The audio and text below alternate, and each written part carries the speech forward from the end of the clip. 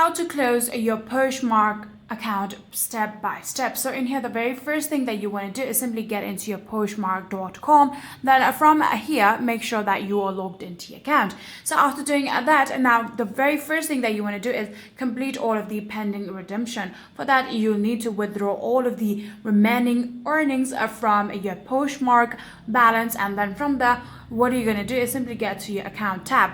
So in here, simply like tap on the account tab that you'll be able to see, and then you would need to get into your username tab. Simply tap on that one and then select the Poshmark Support Center. So after doing that, here you'll be able to see the option of manage account status. Simply tap on that option and then click on delete my account. After doing that, you need to request a verification code via email and then enter it in order to confirm it, and just like that, you will actually be able to close your Poshmark account successfully. So if you guys do have any further queries, please let me know in the comment section down below, and that will be it for this video.